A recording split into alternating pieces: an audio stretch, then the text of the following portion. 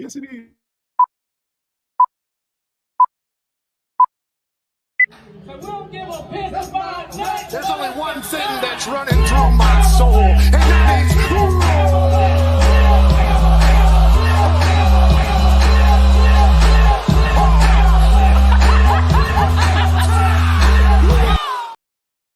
All right. Hey, and happy hump day. Welcome to the Crimson Dynasty. I'm your host. My name is C'Chi, and we're one of the shows here on the Bama Standard Network. Before we get started, go ahead and hit that like and subscribe button so you don't miss any content, and hit that notification bell so that you catch even our videos that we drop throughout the week. Now, before we jump in, I do have to shout out our co-host. We have Dan James IV, who's the lead recruiting analyst here on the network, and then we also have JB, and both of them also have other shows here on this network, so they'll be sure to shout those out later on. But before we jump in, because we do have a hot show tonight, I do want to give a shout out to one of our sponsors, Lamstone Company. We always tell you that if you're looking for a natural stone to add in or around your home at a good price, be sure to check them out. And we have their website listed below in the banner. They have the best natural stone to meet your needs. And so they're actually located in Oneonta, Alabama, and they're one of the oldest, most trusted sources in the state. So contact them and let them know that we sent you by using promo code the Bama Standard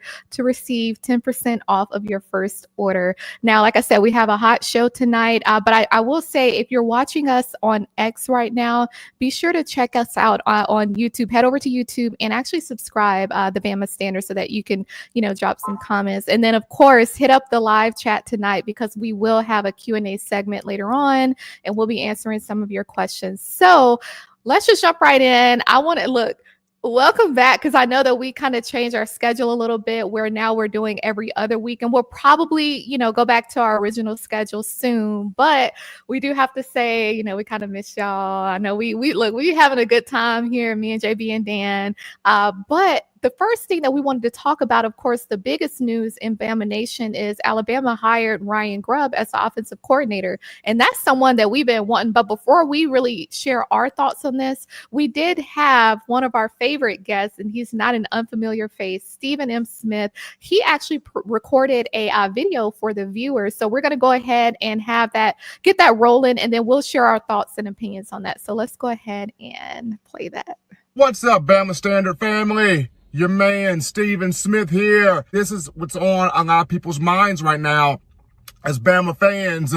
Ryan Grubb, we all know he has decided to reunite with Kalen and DeBoer at the University of Alabama. When Grubb and DeBoer have been together, they've made big things happen. Now, on paper, this Alabama offensive coaching staff has the potential.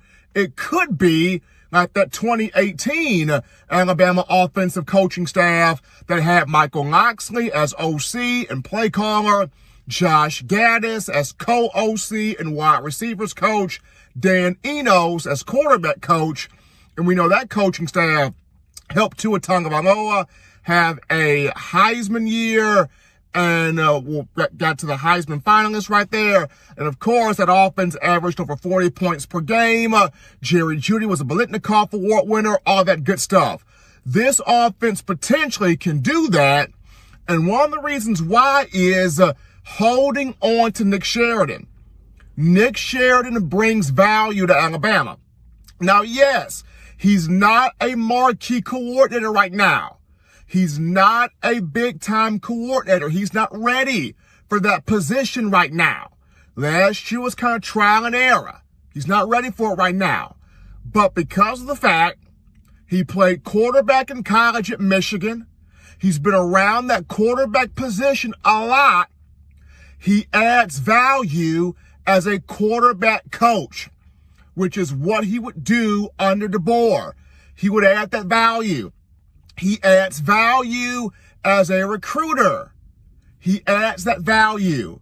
And so what this does, it allows Nick Sheridan to continue to learn how to structure, how to put plays together, how to scheme out when to call this play at what moment, how to recognize the personnel that you have better, right?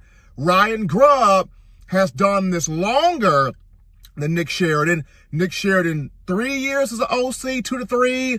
Ryan Grubb's been an OC about, 8 years? And when he's been with DeBoer, we're talking 2 NAIA championships, 2007, 2009. We're talking getting Washington to the national championship game in 2013. It's been a lot of good when you talk about Grubb and DeBoer. But having Nick Sheridan adds major value. This is big for Alabama. Nick Sheridan could be what Dan Enos was in 2018. Remember, Dan Enos started that development of Jalen Hurts as a passer prior to him going to Oklahoma in 2019 and getting with Lincoln Riley. So having Nick Sheridan as a quarterback coach, this adds tremendous value to the Alabama football program and the quarterback room. I'm yours truly, Stephen M. Smith, just giving my thoughts here on why Sheridan adds value to the coaching staff, even as a QB coach. All right. Well, y'all heard it from Stephen M. Smith himself. Like I said, he's not an unfamiliar face here. We love him like a brother here, and we wanted to get him on live, but I'm so glad that he created this video because this actually opens the discussion a bit further, because if we remember, of course, when Coach DeBoer came to Alabama last year, he tried to bring Ryan Grubb. Of course, Grubb, went to the Seattle Seahawks. But even the year before, I think sometimes people forget that Coach Saban tried to get him for the 2023 season. So that just kind of goes to show to some degree the value that people see in Coach Grubb and just how well he can coach an offense. But then like Steven said, and I don't know, I'm hearing through the grapevine that Steven was sitting in his car because he got banned from the Bryant-Denny Stadium. So he was sitting outside of his car, but we'll have to figure out. I don't know. Y'all know how Steven gets. But I'm just joking. But I think it's very important what he said, especially in terms of Nick Sheridan, because if we have him move over to the QB coach, and of course we know that when Sheridan was made the OC last year, that put Brian Ellis in as the tight end coach, which was initially what he was gonna be. So it's just so interesting to see what's gonna happen because Jamarcus Shepard, he still is expected to stay at Alabama as not just a co-offensive coordinator, but also the wide receivers coach. So, and I want to get y'all's take really quickly, not just on what Steven said, but one of our former quarterbacks, Greg McElroy, he actually spoke really well about the hire of Coach Grubb. And so one of the things that he said this is a great hire for Coach DeBoer. He said that Coach Grubb is a very cerebral coach and that he's very intentional and that he has a really good feel of how to create confusion for defenses. So this is going to be really good. And I think it almost makes you think about, I know, Steven mentioned a couple of names, Loxley, different coaches in the past, but it just makes you think about what he can do at Alabama and if it's going to look like what we've seen before. So JB, I want you to kick us off really quickly. What are your thoughts on what Steven said? And then also, what are your thoughts on what Greg McElroy said?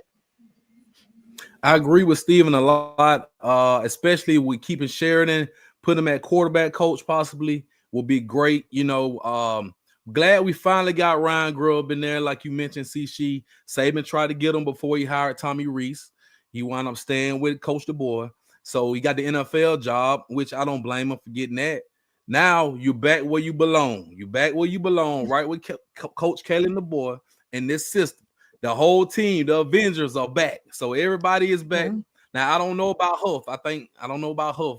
If he comes back, then everybody will be back. So, Sheridan, I like him as just coach one position because I felt like he was a little bit, had a little bit too much on his plate trying to be the OC at Alabama, so much pressure. Now you could just focus on one position. Ryan Grubb comes in. I like what Greg McElroy said.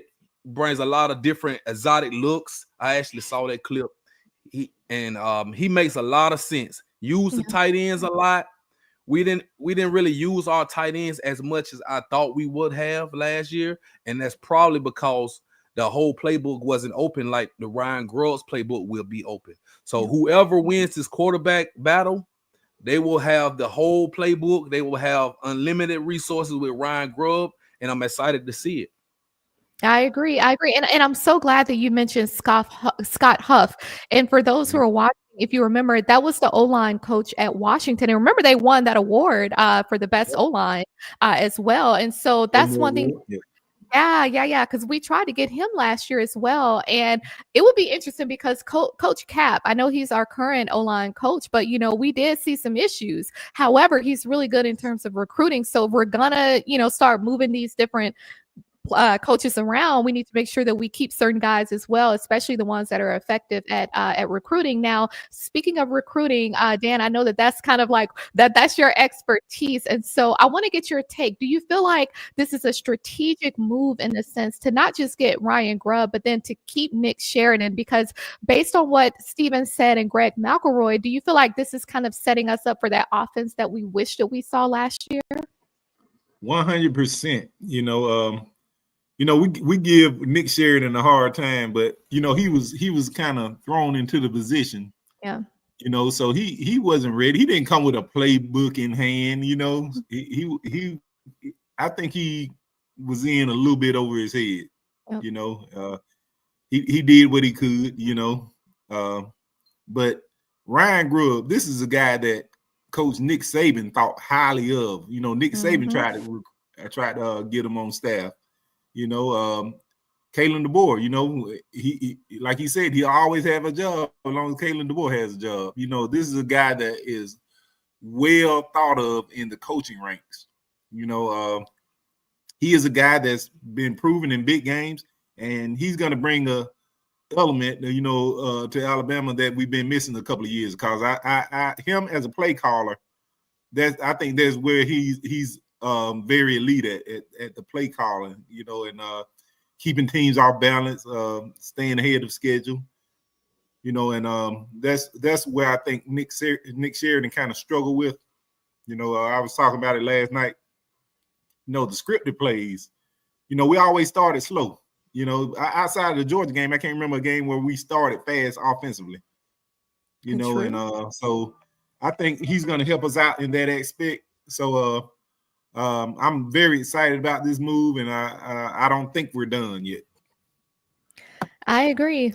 I mean, honestly, and not just the fan base, but the players, they should be excited. I mean, Keelan Russell coming in, he should be more than excited. Shout out to Smoke, Gerald Dixon. Alabama isn't the place where you on the job. It's really not. Absolutely. It's really not. I mean, and that's a lot of pressure, to be honest.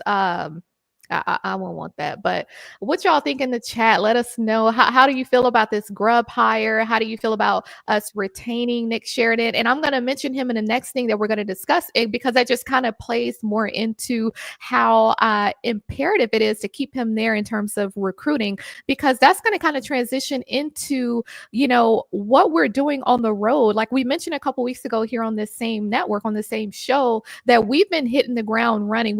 Our coaches even have been trying to re-recruit some of the guys that decommitted. And speaking of which, the 2026 and 2027 class, we have a lot of names to talk about. But before we get to that, I wanted to mention some of the latest information in terms of recruiting. One guy in particular, his name is Derrek Cooper, and he's with the 2026 class. And like I said, we've been hitting that recruiting trail hard. And Coach DeBoer, he's actually gotten a lot of props for what he's been able to do, even within the state of Alabama, and just kind of showing up, doing that face-to-face. And one thing that I wanted to mention as well is this guy, Derrek Cooper. He's from the state of Florida, class of 2026, running back. And the reason why we wanted to kind of tie in Nick Sheridan a little bit is because Derrek Cooper, he actually had a visit, not just from one of our coaches, not just two. We had Coach DeBoer, Nick Sheridan, Jamarcus Shepard, Courtney Morgan, and we had a couple other guys, Robert Gillespie, that was there to visit him all at once. And so it just goes to show how our coaches are taking their job seriously, not just on the field, not just coaching, but actually showing up for those face-to-face meet and greets. And so, it is important to mention, of course, Derrek is from Florida. He's being heavily recruited by Texas A&M, Georgia, Ohio State, and he's actually listed as one of the top running backs in the 2026 class, had almost 1,000 yards last season. So I just think it's interesting to kind of note that, because he actually spoke volumes about what he thinks in terms of where he's going to go. And I thought it was so interesting as far as where his mindset is, because he said that regarding where he's going to commit, and I want to get y'all's thoughts on this. He said regarding where he commits, what he's going to really take into consideration is the relationships that are built between his family and the coaches, and then also how he's going to be used. But then he said that he wants to make sure that he fits into the scheme well, i.e. Ryan Grubb, and what he can do in terms of the running backs as well. But then one thing that I think is going to be important for our coaches to kind of take note of is he did specifically say that he wants the ability to get out there soon and be able to show off his ability. So he wants to get on that field as quickly as possible. And we know sometimes that can be an issue, especially, considering AK Deer coming in. We got different guys that are going to want to, be out there. So Dan, I'm going to start with you on this one now. I know there are other guys, particularly in the 2026 and 2027 class that we're going to talk about later, but this guy in particular, Derrek Cooper, what are your thoughts on him? I mean, I understand that he's from Florida, of course, so, the schools in Florida are going to try to go after him, but the fact that we have 5 different guys from our staff, as far as the coaches, to show up, and I mean, what does that really say about him and his ability? Yeah, it shows that the staff holds him in high regard, which is very important. And, he, and recruiting is about relationships, they like him. He understands it. He knows where he sits in the pecking order, and anytime you have multiple guys from the offensive staff come and visit you, that lets you know where you stand on the recruiting board with the staff. He's in a place that's been a tough pull for Alabama as far as the school. Chaminade, Madonna Prep is hasn't always been kind to Alabama. As you live in Miami, Auburn, kids tend to go there. But Alabama really likes Derrek Cooper. Love his size, love his explosiveness. His ability to hit the home run. I think that him and Xavier Crowell are at the top of the board as far as running back positions right now. They're not just handing out several offers at the running back position, kind of like quarterback. They know who they want, and they pinpoint on who they're going to go after. Exactly. And so, JB, what are your thoughts as far as just the presence that we showed up with, as far as the coaches that were there, and then his comments as well, as far as him wanting to basically make an immediate impact? Well, it's good they went and put the full court press on, because you got to get the big fish. You got to send everybody. Don't just send 2 or 3 people, send the whole squad. So I like what they did. And just like Dan mentioned, you got the 2 top running backs, him and Crowell. You want to get one of them. You want to at least lock one of them in early, so you can kind of build that relationship. Like he mentioned, Cooper, about family. He's all about that. So you want to kind of start now and kind of build a relationship with the family. Hopefully you can get them in, get them to these visits, get them to commit, and keep them locked in, because it's a long year. We just started 2025, so we got a long year before signing day. Now, I was going to mention Ryan Grubb also. I know people talk about the wide receivers that had over 1,000 yards and that he sent to the NFL. He also had a 1,000-yard running back that transferred from Mississippi State that went to Washington, Dylan Johnson, a couple years ago when they made the championship run. Yeah. And he had over 1,000 yards. So they ran the ball very well too. It's not just the passing game. Hopefully we see this year we can get Jam Miller to 1,000. Yeah. I'm glad you said that. Yeah. And I'm glad you said that, because I have seen that online, people saying things like, well, what is he going to do in terms of the running backs? Are we going to see what we saw last year? And I'm like, well, what Washington did they watch, because I don't remember them struggling. I mean, they did what they could with what they had, you know what I mean? And so, yeah, we have a lot to look forward to. Now, Dan, were you going to say something? Because you had...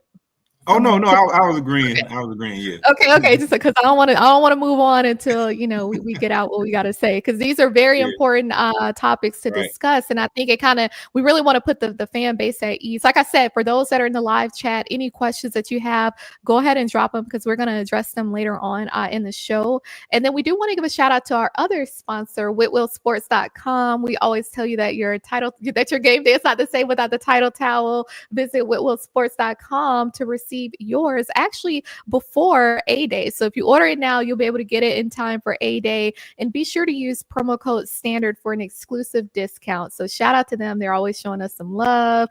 And before we jump into our next segment, I wanted to mention two things that hit the news. So former strength and conditioning coach Scott Cochran, which we really were hoping that we would get him. Yeah, he just accepted a head coach position at West Alabama. So I wanted to mention that. But then Jalen Milroe, he was actually interviewed today, and he was essentially asked if he would consider changing positions in the NFL. And I thought his response was so funny that I wanted to mention it here, and I want to get y'all's thoughts on it in the chat. His response was, "You don't ask a zebra to be a dog." So just throwing that out there. I know that came up a few times, but we got the draft coming up soon. So shout out to Jalen coming out from the Senior Bowl and some of the other guys. Now we're talking about a lot of recruits, and we mentioned a couple names, but I think this is a good moment to actually jump deeper into some of the guys that were recently in Tuscaloosa this past weekend for Junior Day. And this was a big weekend for Alabama. Now, this is it's an annual event. We have it every single year. And we had some of the top players from the 2026 and 2027 class in town. Coach DeBoer and the staff, they were said to have made a great impression on the guys. And there were a few names that we wanted to throw out there. Now, we can't name everyone, but there are some in particular that I think is going to be very important for us to keep our eyes on. One guy in particular, and he's actually trending quite well towards Alabama, athlete Brandon Arrington, 6'2", 180 pounds from the state of California. He's actually been touted as the #1 athlete in the 2026 class, #2 in the state of California. Now, y'all know how those rankings go. So some of them say one thing, some say another, but he's also a sprinter, very fast guy. He won the 100 and 200 meter last year, very fast. He initially had Alabama, I think Oregon, Texas A&M, a few other schools were kind of in the mix, but now is what I'm hearing is that he's looking at Alabama pretty strongly. So I'm really hoping that we can get him. But before I mention anyone else, I want to get y'all's takes on that. Dan, I'll start with you. What are your thoughts on Brandon? I mean, how likely do you feel like we might be able to get him? And then what about his skill set really stands out to you? Okay, let me say this. Brandon Aaron, Brandon Aaron, very similar to another guy out of California that was a sprinter, and that was Damani Jackson. I can say for now, I do believe that Alabama leads, but lead now and leading signing day, it's a long way to early signing day. So, just a couple of months ago, he was heavily trending towards Texas A&M. So, whether you lead now at the time, it doesn't really mean much. But what I can say is relationships. I talk about relationships and recruiting all the time.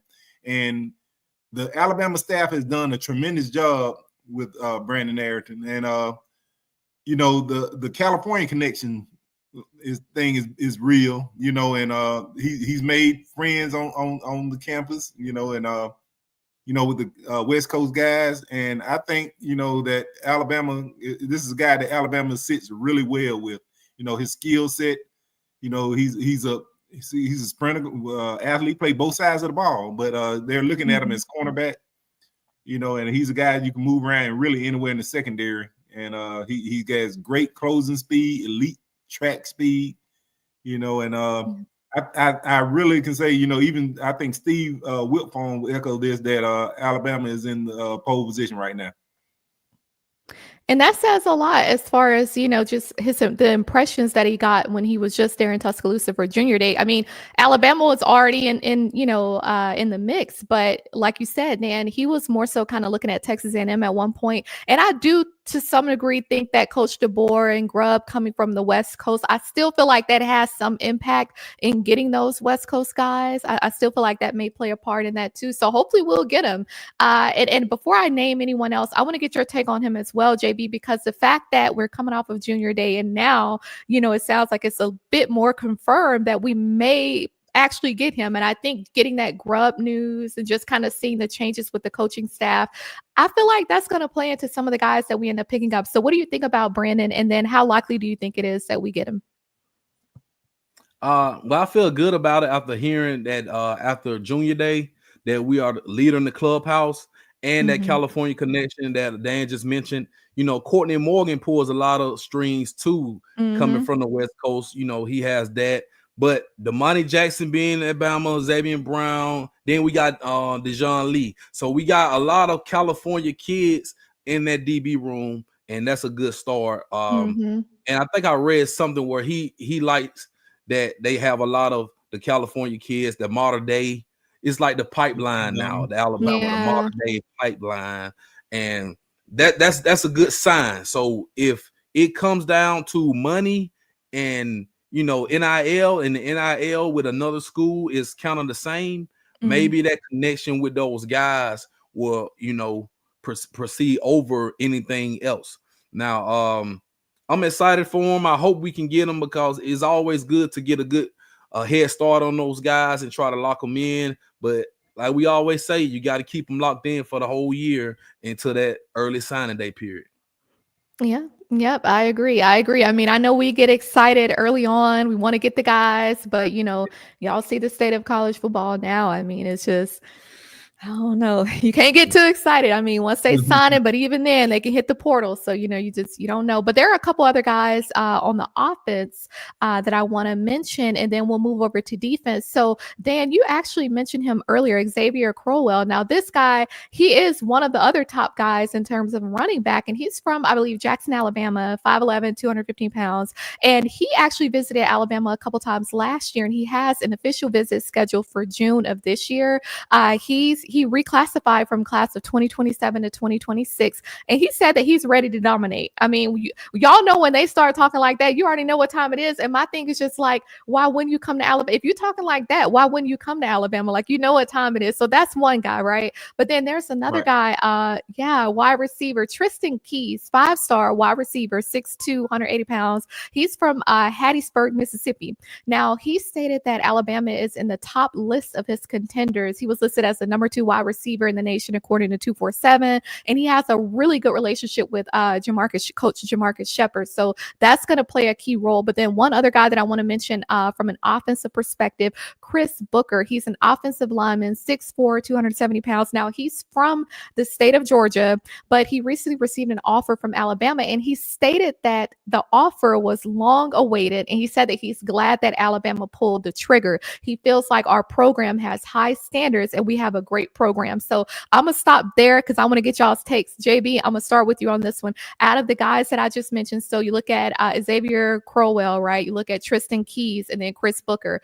How do you feel about them? I mean, you hear the language, right? You hear Xavier saying that he wants to dominate. He reclassified from class of 2027 to 2026, like Ryan Williams did, right? That speaks volumes. But then you have to really think about the mindset, because some of the things that they're saying, I'm like, okay, they're looking kind of towards the future. Transfer portal could be in the future for them as well. We don't know. But how do you feel about these guys? And then how likely do you think it is that we'll grab them? And do you feel like we need them per se?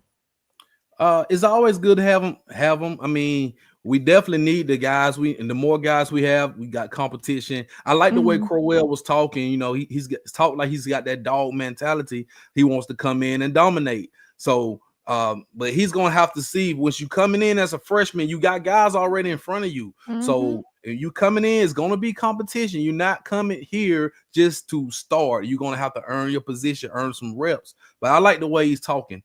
I want to focus on Tristan Keys, though, the wide receiver. He's a 5-star, right? Yep, out of Hattiesburg. So, okay, we've seen this with Caleb Cunningham. He was committed 1,000% until he wasn't, right? So until that money. But I don't know, Tristan Keys. I think we need another top-notch receiver, because we got Ryan Williams still, but then you got to think about Jeremy Bernard's probably gonna go pro after this year. You got Meadows.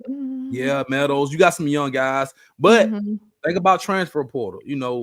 Every year somebody hits the portal, and we've been losing a lot out of the wide receiver room. So we got to get that depth back up. We got to get guys that want to be at Bama, and we need that top-notch those top athletes to compete, especially with Ryan Grubb and his offense coming in. We got Keelan Russell. We got to keep Keelan Russell happy. We got to keep him happy for not this year, but the next two years after that. Yeah, exactly. Yeah. And that's the thing, is we're not just looking at the here and now, right? We're trying to consider the next few years. Now, Dan, what are your thoughts on these guys that I just mentioned from an offensive perspective? Yes, Xavier Crowell, right mentality. The guy that you love to have on your staff. But he got to understand, you know, it's not often that a true freshman running back, you know, not even Derrick Henry. You know, I think the only true freshman running back we had was to do that was TJ Yeldon, I think. You know. So it's tough at the University of Alabama. We built depth in the running back room, you know, so but you like his mentality and his competitiveness. And I think, you know, before it's all said and done, he's going to be a top 2 or 3 running back in this class. You know, that's just how highly I think of him. Chris Booker, you know, he's another guy. You remember this time last year, you know, I think, you know, Michael Carroll was a guy that people weren't talking much about, but to me, he was the best lineman in the country. You know what I'm saying? But people weren't talking about him at the time. You know, and not saying that Booker is now, but he, you know, Alabama knows how to evaluate offensive line talent. You know, they jumped on Jackson Lord early. You know, now look, he finished, you know, ranked 15 overall. You know, so Michael Carroll, you know, they were on him early. You know, look what, you know, another 5-star before he was a 5-star. You know, so Alabama really likes him, you know, along with a couple of other linemen, but he's a guy that, you know, the prototypical size for the type of lineman that Coach Grubb like to have in this offense, you know, a guy that can get out, very lean, athletic, get out in space, you know, get out on screens, block downfield.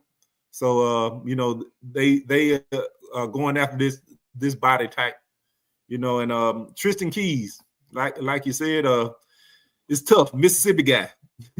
Yeah. You know, the thing about Mississippi guy, man, you could get them early, but you know, you got to recruit them up to the last minute till the pen hits paper. That's just the way it is in the state of Mississippi. You know, it's always been like that with Alabama and recruits from the state of Mississippi. You know, outside of AK Deer, you know, but even then we were so shell shocked from the state of Mississippi. We're like, are we gonna hold on to AK Deer? Are we gonna hold on to AK Deer?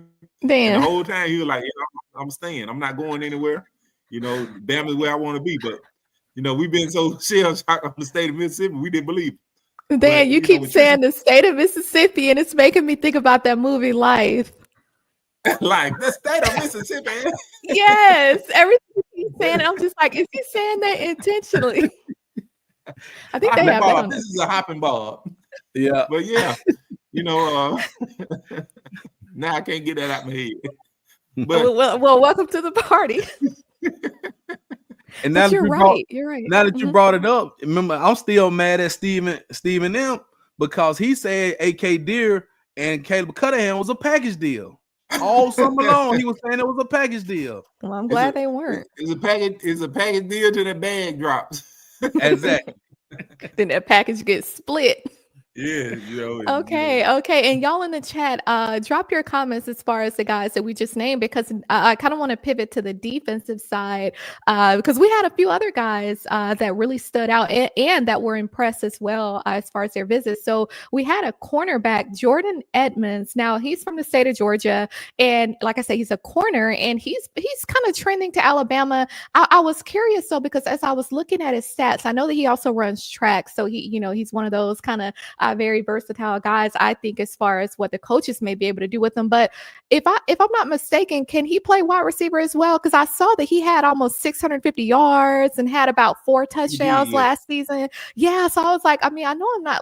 Is that a typo? Like, let's kind of see what he's working with. So I thought that was pretty interesting. But a few other guys that I want to mention to y'all, there were 2 edge rushers in particular. So one guy, Kamari Brooks. Now he's also from the state of Georgia, 6'4", 220 pounds. He did list Alabama, Georgia, and Clemson in his top 3 schools. And he stated that every time he visits Alabama, he feels better and better about us. So that says something positive. But then the other edge rusher that I wanted to mention, and he stands out for a particular reason, Kevin Ford. He actually is from Duncanville High School, same school as Keelan Russell. So that's important to mention as well. And then another one, Kamarian Johnson. So he's from Muscle Shoals, Alabama. And we talked before about the importance of being able to recruit the guys in state. He said that he's going to visit Alabama again in June. And he said that Alabama will be one of the contenders in terms of, know, who he's going to commit to. And then one other guy, and then I'm going to toss it to y'all. There's a linebacker, Sincere Johnson.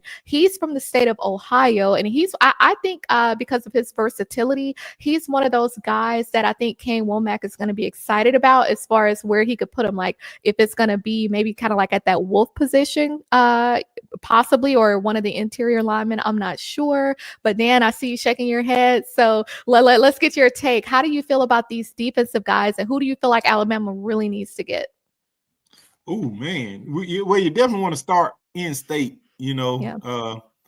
If you say you have to get, you know, you want to look at guys like Tank Jones, Mm-hmm. you know, Kamari Morgan. You know, I like his size. You know, he's 6'5", 250. So he can grow into a bandit or another interior guy. You know, Sincere Johnson. You know, he's up in Ohio. So it'll be nice for Alabama to go in Ohio for the second year in a row and pull a real elite defender for the second straight class. And there's a serious opportunity for us to do that. You know, he likes Alabama. The staff loves him.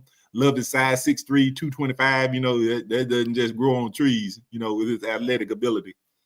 Who else were we mentioning? It was Kevin another Ford. one I don't think you mentioned. Yeah, Kevin Ford, Duncanville High School. But another guy, Kamari Brooks and Jordan Edmonds. Kamari Brooks, George. Yeah, we're gonna be battling George and Clemson with him.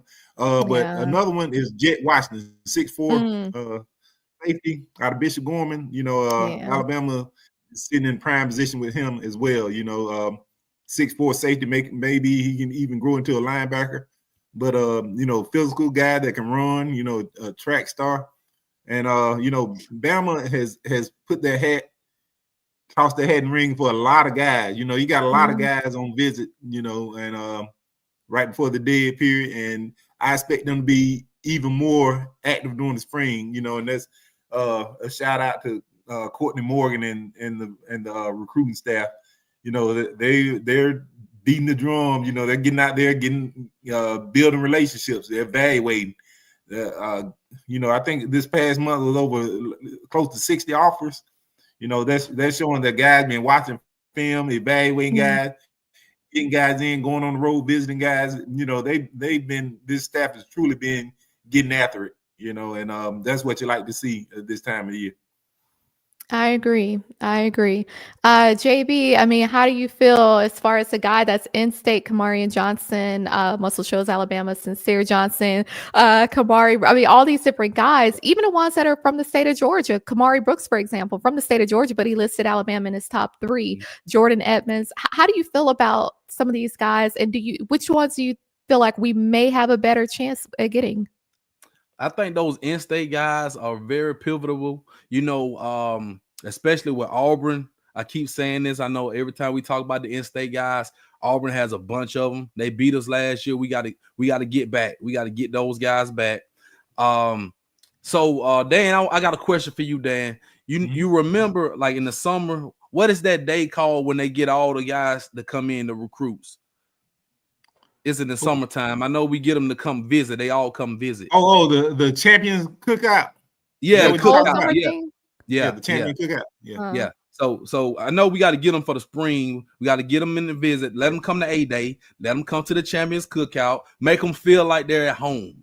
You know, because they are home. Make them feel like Alabama is home, not Auburn, not Georgia. Get the Georgia kids. Y'all neighbors. Y'all right there in Georgia. Come on across the line. You still at home. So I feel like that's going to be very pivotal to get those guys here and try to lock them in, especially by the summer. Because, you know, once you get them in, you got the spring, they're going to want to take all their visits. These young guys, they want to take their visits. So we got to get them locked in, committed. And you already know the bag man going to be calling. The bag man is always calling for the other schools. So that's why you want to build the relationships. You definitely want to build the relationships early.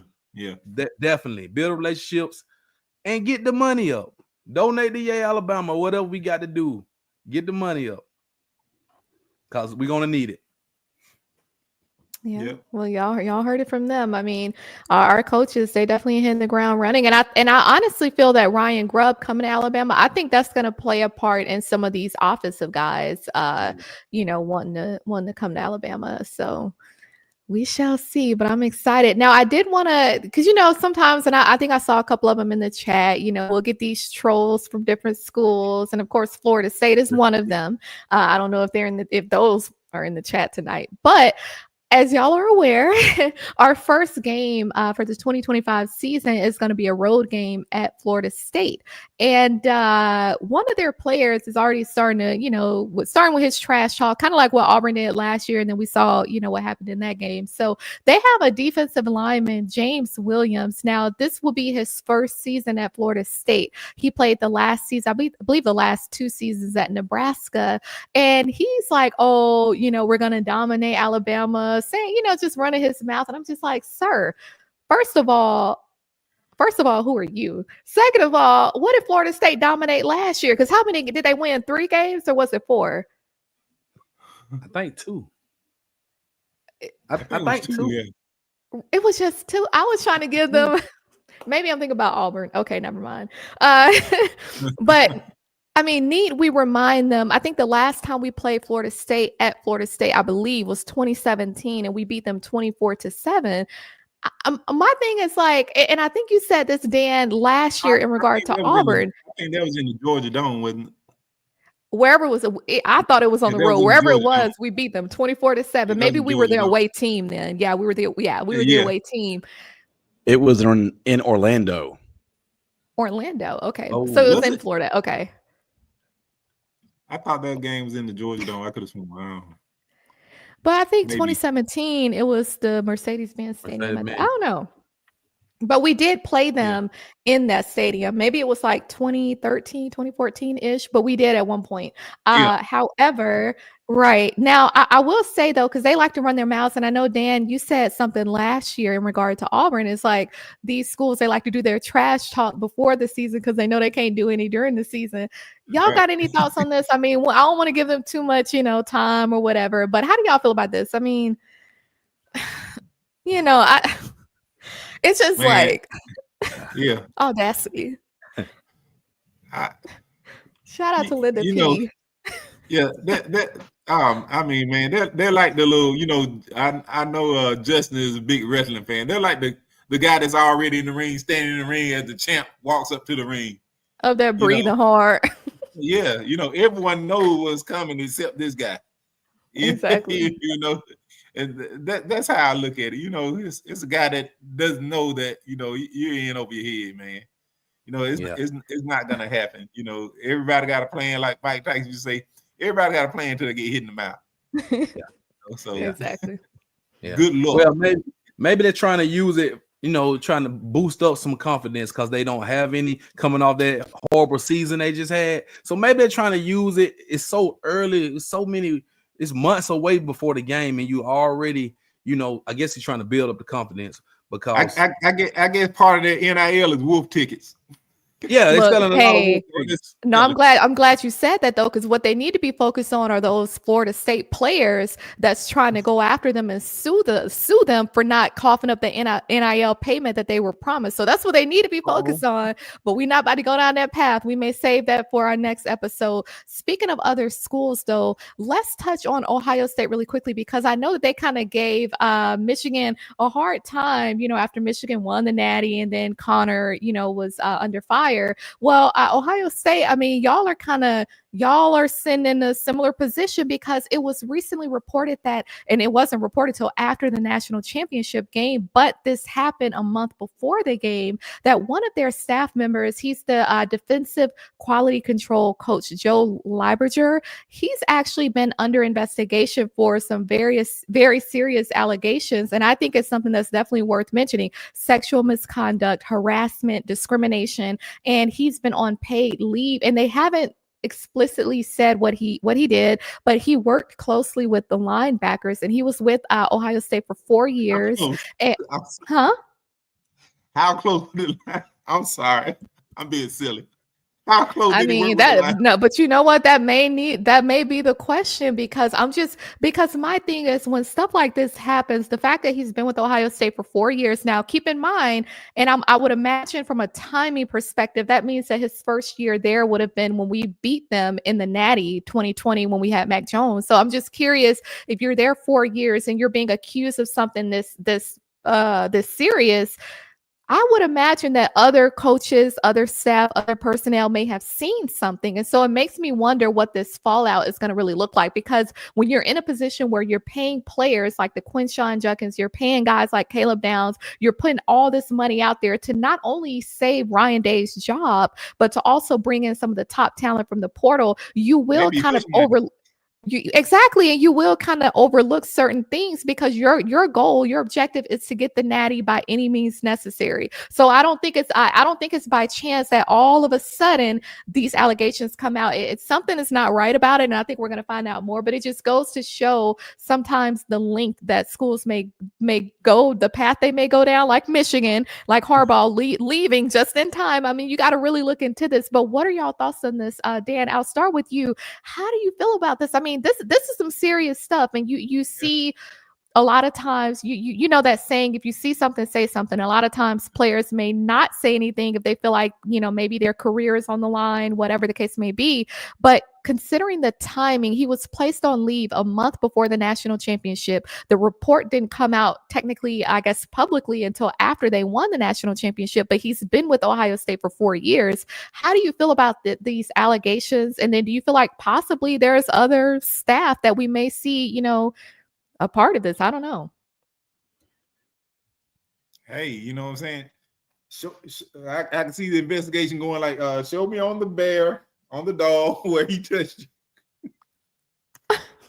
But in all seriousness, damn, it's nothing ever good comes out of that. You know what I'm saying? You look at Penn State, you know what I'm saying? This is different from the Michigan thing, you know what I'm saying? Yes, it's worse. I would say. Yeah. This is worse. Yeah. So that if you're ever going to see anybody do anything, is when sexual misconduct is involved. The NCAA is toothless, but no one is putting up with sexual misconduct. So that's going to be a serious issue if they start sniffing around. Good luck to them. But that's something that will never end well. Especially video footage as well. I mean, you would imagine those type of facilities, what may have been caught on camera. I just reading Justin's comment. Yeah, it's unfortunate because a lot of times, I mean, you had these are guys. I would imagine that maybe those were, the victims. We don't fully know, but if that's the case, of course, they may not feel comfortable, coming forward and saying something. So I just hope that if that's the case, that whoever the victims are, they feel comfortable enough to come out and say what really happened, even if it's not publicly, but even in the court of law. But JB, what are your thoughts, man? Like, even considering the timing, the extremity of the allegations. I mean, what do you think? Did you say something about video footage? What I'm saying is that with the type of facilities that a lot of these D1 schools have, I would imagine that if you have millions of dollars to cough up to different players to get them out of the portal, I would imagine that they have the type of facilities where there are cameras in different places. And so my thing is that when you are being accused of something at this to this extreme, there is going to be some cameras somewhere if it took place, assuming within the facility. Unless it's behind the purple door, there's no camera behind the purple door. That's where they store all that that bagel oil. Not the cheese. If it's anything like the Diddy situation, then they going down. But other than that, man, I mean, it depends on how deep they investigate this thing, how deep and long they investigate this situation. It could be a domino effect. That's what I think. Yeah, it could be a domino effect. But since it's off the field issues, I don't think it's different from the Michigan guy. He was kind of cheating, so to speak. Yeah, but this is like, I don't know, man. This is kind of like a human resource type thing right here. Yeah. You got to get investigators in there. It could be lawsuits. Get more than just the NCAA. Yeah. Oh yeah. Yeah. So it could go a whole different path. No, it's bigger than football. And let one person, if it's the players, let one of them, just one, say, oh, well, this particular coach saw this happen. Just like now, I think it was the high school, was it in Alabama last year, the high school coach that did that, whatever he did on the field, and it kind of, went viral. All it takes is one player saying, well, this coach saw it too, or I said this to this coach or this staff member, and they didn't do anything about it because we were on the path for the natty. You know what I mean? That's crazy. Yep. Yeah. These are some serious allegations. And a lot of times people think, well, oh, he's just a quality control guy. No, he had really close connections and spent a lot of time with the linebackers. So, I mean, that in itself said a lot. But, we'll leave it there until more information comes out. We just wanted to put it out there because I don't think it's by chance that certain information doesn't come out to the public until after these big games. And so we'll see what comes out of that. But let's kind of transition a little bit before we go to our Q&A segment and quickly touch on Alabama basketball. We like to talk about basketball here, even some of the other sports, but right now we've been kind of focused on the men and women's basketball. As far as the men's, we've moved up to number 3. We actually just beat Georgia this past weekend, almost by 30 points. I believe it was 90 to about 69 or something like that. We had 5. Belt the ass. I guess so. Yeah, I guess so. We had 5 players to score double-digit points, and Mark Sears was actually listed as one of the top 10 candidates for the 2025 Bob Cousy Award, and that award essentially honors the top D1 guards or basketball players within Division I. And so there's only been 3 players in the SEC that have made that top 10 list, so that speaks volumes to Mark Sears. And then our next game is actually going to be this Saturday at Arkansas, so hopefully we can continue that winning streak. And then our women's basketball, of course, like I said before, I don't understand how they do the rankings because it's some weird going on with the rankings, but they got us at 23. We only lost a few games, but we also beat Georgia in terms of our women's basketball, 72-57. But shout out to Aaliyah Nye and Essence Cody because they both scored double-digit points as well. And at Sarah Ashley Barker, she was actually added to the 2024-2025 and Myers Drisdale National Player of the Year watch list. So that's big for her. And our next game is actually tomorrow at Florida. So shout out to our basketball team, men and women. JB, any thoughts regarding this? Or yeah, this is a big game coming up Saturday. We can't be looking ahead to the next big game against Auburn on February 15th. That's a big top 5 matchup. But we can't sleep on Arkansas. They haven't had the best year. But Coach Cal's over there, and they're gonna be locked in to beat Bama on the road Saturday night. So can't sneeze at that one. You got to be focused. And we didn't have a game this week. We had a game last Saturday. We haven't had a game. So they should have fresh legs. Break. Yep, much needed break. But can't look ahead. Got to just take it game by game. But right now we on a great pace. Just keep it up. The women, same thing. We had a bad loss a couple weeks ago, but they bounced back. So let's just keep it going because March is right around the corner. We got about 3 more weeks. Then we're going to get into these tournaments. So let's just keep looking. Yeah, yep, I agree. Dan, any thoughts from your side? Yeah, and Cliff Omori, he was named to the Defensive Player of the Year watch list. That's something we need to mention. So shout out to him. I think that was announced. Was that announced today or yesterday? Today. But that's a tremendous accomplishment. I thought Mo Diabate should have been on it. Because I think he's actually the best defensive player on the team. Yeah. But shout out to Sarah Barker. Tremendous accomplishment. Anytime a woman basketball player can be individually recognized. That lets we're evolving as a program, so shout out to her. And I think, there's something that's much deserved. Yeah, I agree. All right, well, let's get into our Q&A. I definitely saw some, so I know we got some good ones tonight. Let's jump into our Q&A. Here we go. Well, we got Auburn. They're gonna start it off. If it's one thing that they're gonna do, they're gonna talk. Okay, well, Chris says, I'm working out in... Hey, man, it's Chris. Trying to bring sexy back. Well, somebody need to, because y'all know y'all don't have a lot of that down there in Auburn. But you got a long way to go. I put my Start name with your profile picture. I know. But Yeah, Saban you need didn't to you call. need to you need to retire that profile picture, Chris. Hopefully you can You find tell something Saban to take off his hat and look at you. else. I know. I put my name in the hat, but Saban didn't call. I mean, come on, Chris. Saban don't. He didn't even want to be in Auburn playing, y'all. Let alone making phone calls to y'all. Like, come on now. Okay. Shout out to Stephen Hicks. The coaches need to be leaders and teachers, not buddies. We have the talent. It's up to the team to put in the work. I agree That's with you, right. Steve.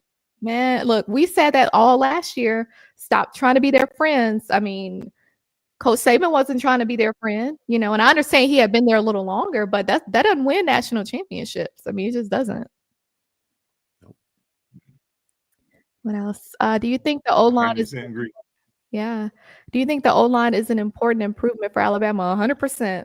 Yes, Yes. Yes. most definitely.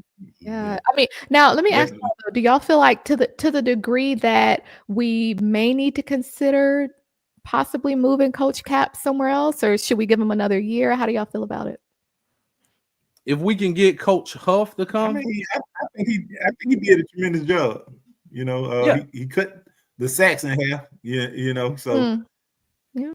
it was 2 years ago. It was atrocious. It was horrible. Anytime you give up that many sacks with a mobile quarterback, that's not good. Yeah. The guy would overweight, slow-footed, and it showed bad in games. So What you say, JB? Big boned it? Yeah, they were big big bone. bone. Mhm. Yep. Could get that neck around.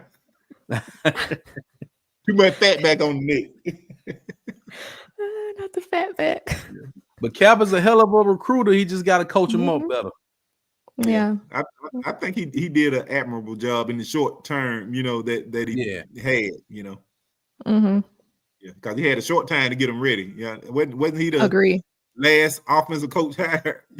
I think so. So Yeah. he was put in a bad spot. So Mm-hmm. I think it's gonna work out much better this year. I expect to see continued improvement. We just got big question mark at right tackle.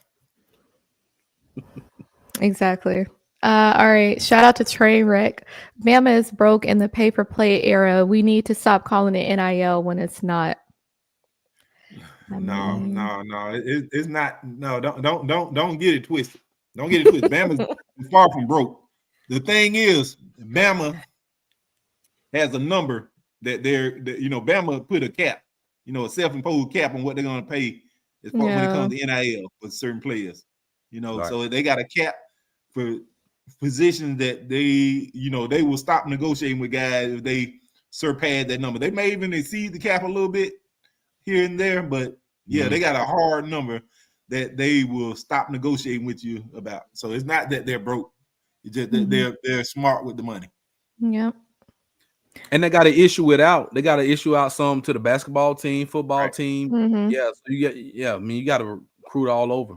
I mean, honestly, the discussion starts to be at what's that number? What's that value to where you have a situation like in Ohio State or a different team? You look at Michigan paying Bryce Underwood all that money. It makes you wonder at what point can you start to say you paid for that championship? I mean, I don't know if they really want to a high school kid. Yeah. That's what I'm saying. I mean, you just have to really put things into perspective. But okay, another question from Trainwreck. Who do you think will leave and how many transfers you see happening when the spring portal? And do you think Oates leaves Alabama if they don't build a new Coliseum? Bama's Coliseum is old as Methuselah. Well, I mean, I do feel like it is time for some renovations for the Coliseum. Let me tell y'all this. Believe it or not, let me tell you. You know who cares about the Coliseum? Who? Alabama fans. They built Bama basketball, a brand new basketball only facility. That's where they're gonna spend a lot of their time. They just play the games in the Coliseum. They don't care about that. You know what I'm saying? So they got a brand new basketball facility, state of the art. They love it. Nate Oates and the team, the guys, they love it. The Coliseum just for us. Really for the fans. For us fans, yeah. So, them building the Coliseum has no impact on Nate Oates. Yeah. What about the other question? As far as transfers, hitting the portal after spring ball, after A-Day.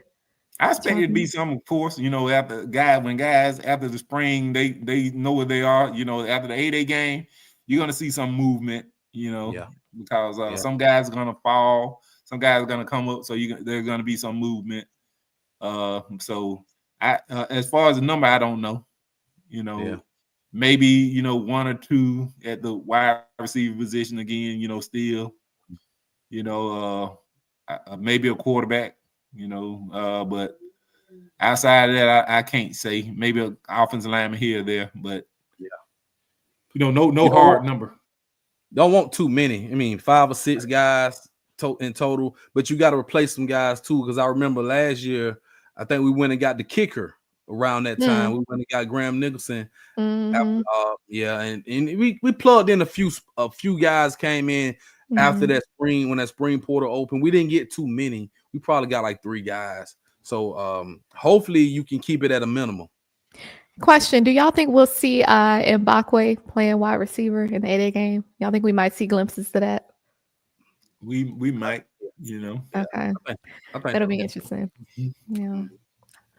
All right. Let's see. Shout out to Ephraim. The turnovers going to catch up to Bama if they can't ball control. Yep. Yeah. I think he's talking about basketball, I believe. Oh yeah. Move Mark Sears off the point. That's all. I'm done. That's it. That's all I wanted to say. That's all. They better get that together ASAP. I mean, they got this week. They got this whole week, right? So get that together ASAP. And then shout out to Brian Russell. Bama's still leaning on the brand too to help bring them in. Thing is, these new cats don't care much about brand. It's show me the money now. That's true, and that's why we talk about tradition, right? I mean, that's literally like a lot. I think a lot of those are the ones we don't care about, just to be honest. Look at what happened over the years, right? Coach Saban became the brand essentially. He was the brand, and it's crazy because we had already had a lot of years of success before Coach Saban. So the fact that it turned into that is just it's really unfortunate, and it kind of ties into what Caleb Downs said a few weeks ago when he was saying how he really didn't want to leave Alabama. He came to Alabama because of Coach Saban. So Coach Saban had a huge part to play in the brand. But I agree with Brian because before Coach Saban, it was still Alabama, and players wanted to come because it was Alabama. So, I mean, I do think the money part of it, that is a factor. But I mean, I think it's one of those things that's going to have an effect on the other end of it, right? Like they see the money up front, they think it's all cool, but then on the other end of it, right, when it's time to go to the NFL and, maybe and then maybe how things play out, during their collegiate career. I mean, I don't know. Some of them might end up regretting it, but what do we know? Yeah. Hey, shout out to Christian Hughes for the panel. In the upcoming 8-day game, what are the key positions you all will be paying attention to? Quarterback. Right. Right. Yeah. Offensive line, really. Right tackle, left tackle. Yeah. I want to see if Proctor dropped some weight. If he got dropped a few pounds, can they move? I'm not one position I'm not really worried about. Actually, 2 positions is wide receiver and cornerbacks because I just want to see them compete. I want to see good competition from the wide receivers and cornerbacks. But I want to see how the quarterbacks who controls the offense better, so to speak, and can we protect the quarterback and can we open run lanes? Right. How do y'all feel too about those transfer portal additions that we got as well? Because I think one thing that we talked about here a few weeks ago is even possibly having Proctor play at guard, and then maybe a couple of guys that we got in the portal having them playing at tackle. How do y'all feel about that? Do y'all think we may see that, or? I expect them to kick the tires on Cam Dewberry at right tackle. We'll see. But in the spring they love to move guys around in order to get the best 5 on the field. So I continue. And then you still have the ones who are already there, Ionata, different guys. And then like Justin just mentioned, kicker as well with Graham Nicholson leaving. You know, he's out of eligibility. So it'll be interesting to see how we look there. But then we should feel some level of comfort having Deontay Lawson back, Justin Jefferson. I know, you know, we're losing Jahad Campbell to the draft, but that gives opportunities for some of the other guys to step up. So LT Overton coming back. So, you know, Yeah. we got a lot to look forward to. All right. I think that will do it for our questions. Yeah, we and also drop any others that you think about or any, I guess, specific topics that you would like to see. Like we said at the start of the show, right now we're going live every other Wednesday, at least for right now. We'll change that back to every week soon. But go ahead and drop anything in specific that you may want to, you know, hear us talk about, and then we may try to tackle it for the next episode. There will be no Teeks Take tonight. They're also starting a every other week schedule as well, so they'll be back on next week. But we do have Going Hard in the Paint tomorrow at 7:30 Central Standard Time, so be sure to check them out. And then also you can follow us on social media. I'll hand it over to JB. Any other shows that you have and any socials? Yeah, you can just subscribe to the YouTube channel Sports Talking with JB. Catch us on Sunday night talking Bama. Not this Sunday because it's Super Bowl Sunday, but every other Sunday after that, Sunday night talking Bama. And here with the Crimson Dynasty, also follow me on Twitter X at young_ENT_. All right. Your money, your money, your money. Shout out to the Eagles. I hope the Eagles win. Yes, I know, right? Please. Yeah, shout out to the Eagles. Dan, any other shows that you want to mention and any socials? Of course. Tuesday nights, the final whistle on this very network, 9 p.m. Eastern, 8 p.m. Central. You catch me on X at the final whistle Dan, Facebook Dan James IV. And also, y'all be sure to, check me out right here every other Wednesday, the Crimson Dynasty. I don't know. Let me see. The Crimson Dynasty Dan. That might be the new name. Crimson Dynasty Dan. Something to think about. Okay. Y'all hit that like and subscribe. Y'all, thanks everybody in the chat. We appreciate y'all. We are sports showing up on time. Linda P, I see you showed up. I appreciate everybody in the chat. Y'all hit that like and subscribe button. We appreciate it. We'll see y'all in 2 weeks. Yes. Yeah, y'all did y'all's thing in the chat. Y'all were pretty active. We love to see it. We like to see y'all engaged. I don't know. I kind of want to join the staff, get a recruiting or some type of analyst, some type of role, because we gotta go ahead and get that natty back in Tuscaloosa. So I want to see what role I can play. But yeah, Eagles. Shout out to them. Jalen Hurts about to get that championship, man. He about to get it. Devontae Smith. I mean, I don't know, man. I feel like the Eagles are gonna win. I feel like it's just gonna be a really nice moment for them. So I don't know. I'm excited. All right. Yes. Well, like you said, roll Eagles. Yeah, exactly. Roll Eagles and roll Tide. Yep. Belt to what, JV? Belt to ass. Get a feed. Exactly. Shout out to y'all. All right. And you can catch me here every other Wednesday now at 7:30 p.m. Eastern Standard Time. And we'll let y'all know in advance when we start back our weekly schedule. And you can catch me on X at official C'Chi, and then you can catch me on Instagram at beauty_of_intelligence. I'm gonna be trolling because it's all about the Eagles. And look, shout out to y'all in the chat though, because I haven't seen anybody say anything about the Chiefs. So I think y'all know what time it is over here. But there you go, Janet. Shout out to Janet. Belt to ass. Yeah. Shout out to Will. Yes, put me on scouting. I think I'll do really well there. So yeah. We gotta come up with some. Y'all contact Coach DeBoer, and then we'll get Stephen M. Smith because he's coaching now. So Freddie Roach, you gotta watch out, sir. I'm just saying, Stephen may be coming for that job. Yeah. All right, he's gonna be coming after the kicker and the punt. Train wreck. I'm not repeating that. Oh man. Oh, that's man. hilarious. That's hilarious. That is hilarious. That's Silky Johnson, man. Silky Johnson. Yeah. See, she hold my whistle, man. Look. Y'all have me on that sideline. Y'all better. She got no seasoning. Taylor Swift got a little seasoning. I mean, maybe a little bit. Oh man.